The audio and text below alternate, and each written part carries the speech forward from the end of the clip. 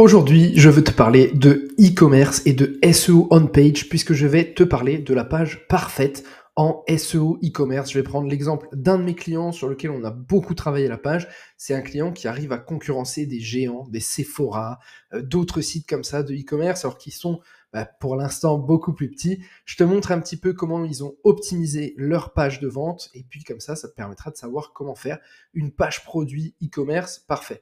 Même si tu fais pas du e-commerce, ça va t'intéresser parce que les principes, tu peux aussi les répliquer sur du blogging et sur plein d'autres sujets. Allez, on démarre tout de suite, je te partage l'écran et c'est parti. Il va y avoir 3 parties dans la vidéo d'aujourd'hui. Une première où on va parler de l'optimisation, de la conversion et du signal utilisateur. Je vais t'en dire plus un petit peu si tu sais pas vraiment ce que c'est pour l'instant. Une deuxième partie où je te montrerai comment optimiser ton SEO technique.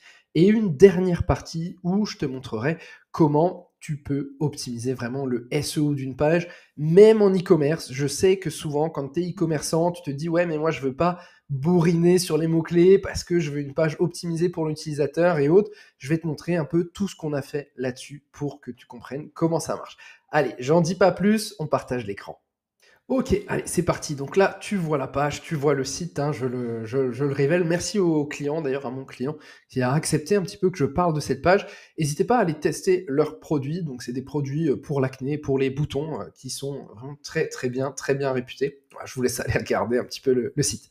Dans tous les cas, ce dont je voulais vous parler, c'était, pour commencer, la première partie de cette vidéo, c'est comment optimiser la conversion et le signal utilisateur. Le signal utilisateur, c'est tout ce qui va avoir trait à l'expérience utilisateur sur un site web.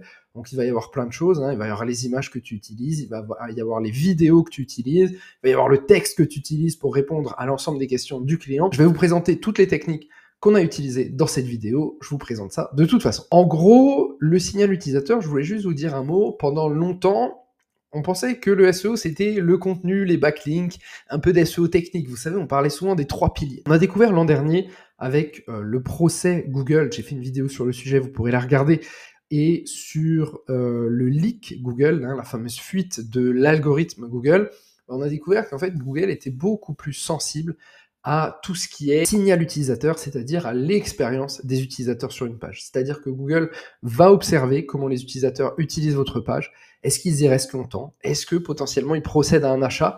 On ne sait pas exactement ce qu'ils observent, mais finalement, on a plus ou moins l'idée qu'en gros, ils regardent toutes les données qui peuvent être intéressantes, ils les ont avec Google Chrome, parce qu'ils collectent les données, et donc tout ça, ils peuvent le savoir. Donc en fait, ce qu'ils vont regarder Google en général, c'est ils vont partir de la SERP, la page de résultats Google, ils vont voir les différents résultats, et ils vont aller observer quelle page a les meilleurs résultats et autres encore.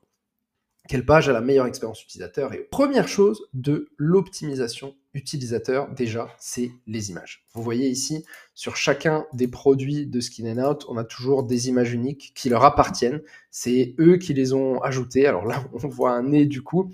Il y a aussi des images avec du texte dedans, ce qui permet aussi de changer un petit peu les images, vous voyez, de pas uniquement avoir des images de produits, il y a aussi des images de tests et de personnes qui essayent vraiment le produit. Ils vont encore plus loin avec les vidéos. Vous voyez, on a les petites vidéos ici qui permettent un petit peu de décrire le produit. Il y en a plusieurs, il y a aussi les vidéos avis et il y a même les vidéos FAQ. Ça, pardon, je vous ai lancé la vidéo. Ça aussi, forcément, qu'est-ce que ça fait? Ça fait que les gens vont passer beaucoup plus de temps sur votre page et forcément, s'ils passent plus de temps sur la page, il y a plus de chances qu'ils ajoutent au panier. Il y a aussi d'autres informations. Tout de suite, les informations de la livraison. Ça, sur Internet, il faut les donner très vite parce que c'est ce qui va convaincre les gens, vous voyez. Et il y a aussi les notes qu'on peut voir ici. Je vais vous parler des avis après, encore une fois. Donc vous voyez, premier point pour une page parfaite en e-commerce, des images personnalisées qui vous appartiennent.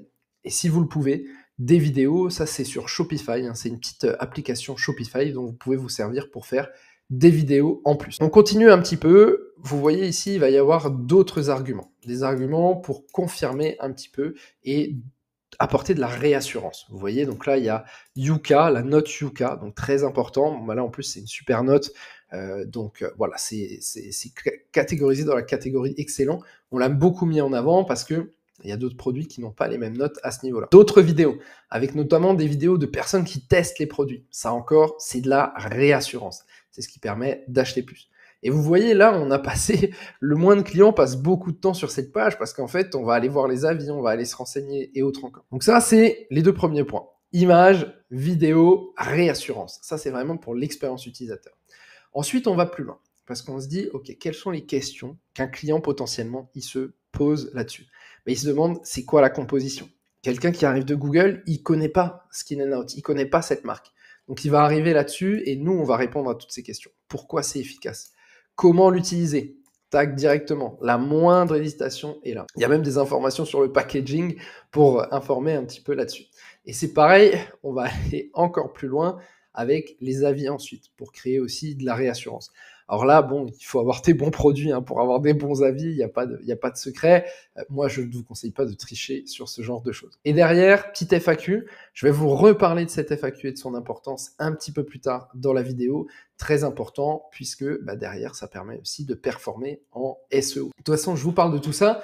Et là, maintenant, ce que vous vous dites peut-être, c'est OK, bon, optimisation de la conversion du signal utilisateur, on a compris, image personnalisée, répondre à toutes les questions du client, mais vraiment répondre, pas demander à ChatGPT de faire une FAQ, répondre aux questions du client, mettre des vidéos pour avoir vraiment une page unique, personne l'a fait. Si tu vas plus loin que les autres, tu fais quelque chose que d'autres n'ont pas fait, et c'est ça qui va te différencier. Mais là, vous vous dites, OK, mais maintenant, c'est bien beau, mais on peut faire des belles pages, si ça se positionne pas, qu'est-ce qui se passe? Comment on fait pour la positionner?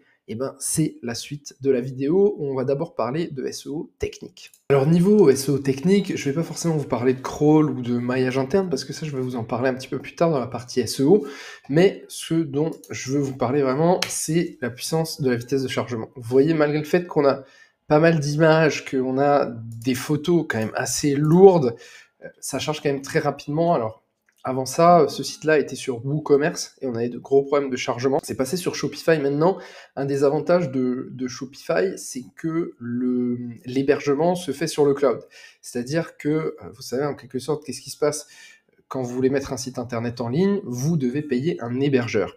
Et en fait, cet hébergeur, c'est un peu comme une place de parking. Vous voyez, vous achetez une place de parking pour mettre votre site web. Le problème, c'est que cette place de parking, elle peut que accueillir un certain nombre de personnes. Et donc forcément, plus vous mettez de monde dessus, moins il y a de place et plus ça met de temps à charger. Et avec WooCommerce, on avait beaucoup de problèmes de scalabilité sur ce site. Et en fait, maintenant, avec Shopify, l'avantage, c'est que l'hébergement de Shopify se fait sur le cloud, c'est géré par Shopify. Et donc, ça veut dire qu'il y ait 15 000 visiteurs par jour ou 3000, en fait, vous n'aurez pas vraiment de problème de scalabilité et ça va continuer à charger très vite. Alors, c'est pas parfait encore au niveau vitesse de chargement, notamment sur mobile, on a encore du travail. Honnêtement, si vous êtes un peu sur ce travail, que vous voyez que vous êtes en e-commerce et que vous avez du mal avec le chargement et autres, bon, déjà, réduisez la taille de vos images. Vous pouvez utiliser Recompressor, c'est un super outil que je vous partage là, voilà, qui vous permet de réduire un peu les images. Vous faites glisser les images ici, vous les réduisez. En général, moi, je dis aux alentours de 100 KO. Donc, 100 KO, c'est pas lourd, vraiment. Essayez le format WebP aussi, ça peut être autre chose. Les vidéos, ça prend toujours du temps à charger. Mais voilà, testez déjà ce genre de choses et après réfléchissez à votre hébergement. Voilà, c'est tout ce que je voulais vous dire un peu sur la partie vitesse de chargement SEO technique. Et maintenant, je vous parle des optimisations SEO sur une page. Alors, niveau optimisation SEO, pour avoir une page parfaite en SEO, la première chose, c'est de aller travailler votre optimisation du meta title. Alors vous voyez le meta title, là je vous ai mis un autre mot-clé, c'est pas celui de la page qu'on avait là, je vous ai mis page bouton. Bon là, faut l'optimiser. Alors là, c'est Amazon, ils ont pas besoin de beaucoup optimiser, ils mettent patch anti-bouton. Mais là, sur ce client, ce qu'on a fait, je vais vous le montrer là-haut, normalement vous voyez, voilà, c'est qu'on a mis le mot-clé qu'on vise. Donc ici, c'est patch point noir. Et ensuite, on a mis la note. On a mis la note sur Yuka pour donner envie de cliquer. Vous voyez, on aurait pu mettre patch pas cher, on aurait pu mettre 100% de fonctionnement ou quelque chose comme ça. Mais vous voyez, moi, ce que j'aime bien dans le meta title, c'est toujours de mettre le mot-clé qu'on vise et ensuite un petit argument de vente pour augmenter le CTR et donner envie de cliquer. Donc ça, c'est la première chose. Deuxième chose, c'est avoir une page avec du contenu unique. Il y a un moyen très simple de faire du contenu unique, c'est les avis. Et là, les avis, si vous faites du e-commerce, il faut y aller. Alors, je sais même que certains utilisent des méthodes pour jamais avoir d'avis une étoile, qu'en gros, quand les gens mettent un avis une étoile, ça renvoie vers une autre page. Bon, il y a plein de techniques comme ça. Alors, c'est pas du tout ce qu'on fait. Pour le coup, c'est que des avis honnêtes. Alors après, voilà, c'est des des bons produits, où il y a des bons avis, donc il y a toute une communauté aussi. Mais en tout cas, les avis, c'est ce qui vous permet d'avoir du contenu unique. Mais après, il y a un dernier point qui est important quand vous créez du contenu, et je vous en ai souvent parlé, c'est l'optimisation de la sémantique. Le principe de la sémantique, c'est quoi? C'est que quand vous visez un mot-clé, ici par exemple on vise le mot-clé patch-né, et ben en fait vous avez besoin d'avoir des termes similaires à ce terme patch-né. Et justement, on va aller voir sur différents outils comment savoir ça, et c'est ce que je vous montre tout de suite. Donc vous voyez, ici on est sur un outil qui s'appelle TOT-SEO, qui est le sponsor de cette vidéo. D'ailleurs, vous avez moins 30% à vie avec le code lettre SEO. Le principe, en gros, de la sémantique, c'est que quand vous visez un mot-clé, les moteurs de recherche, les ChatGPT ou autres, ils s'attendent à voir d'autres termes autour de votre mot-clé, vous voyez, pour enrichir le contenu. Donc à titre d'exemple, ici, là, un des mots-clés qu'on vise, c'est patch.noir.